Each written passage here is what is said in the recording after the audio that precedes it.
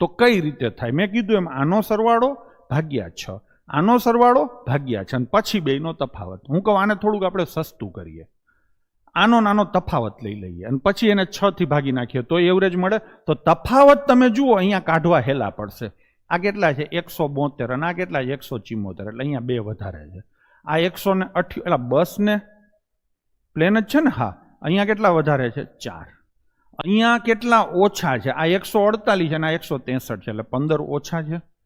આ 142 છે અને આ 148 છે એટલે અહીંયા કેટલા વધારે છે? 6. આ 155 છે અને આ 183 છે એટલે 15, 25, 28 વધારે થયા. આ કેટલા છે? 158 ને આ કેટલા છે? 174 એટલે કેટલા વધારે થયા? 16. થઈ ગયું કે નહીં?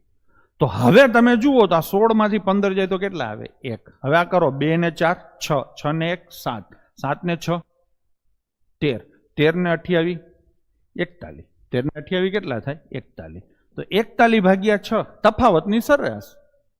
સીધી ખબર પડે 6 સત્તા 42 નો થાય એટલે 7 થી થોડોક ઓછો જવાબ આવે. આમાં 7 થી થોડોક ઓછો આ 1 છે. એક વાત નંબર બી. કોઈ એમ કે સાહેબ ભાગ ચાલે 6 છાંય 36 તો 6 પોઈન્ટ સમથિંગ આવે તો 6 પોઈન્ટ સમથિંગ વાળો 1 જ છે. અને છાંય 36 કરો તો વધે કેટલા? 5. 5 છઠ્ઠાંશની કિંમત લગભગ 0.83 થાય. મેં કેટલી બધી રીતે કનેક્શનો જોડી દીધા. આમાંથી એકાદી વસ્તુ તો યાદ આવે ને તોય તમારો ઉદ્ધાર થઈ જાય. ટૂંકમાં હાવ મોઢે પણ થઈ શકતું હતું અને તફાવત લેવાના હતા તો તમે જુઓ મેં આનો સરવાળો નથી કર્યો. આનો સરવાળો કર્યો જ ને હજી હાલતો હોત. બરાબર ને?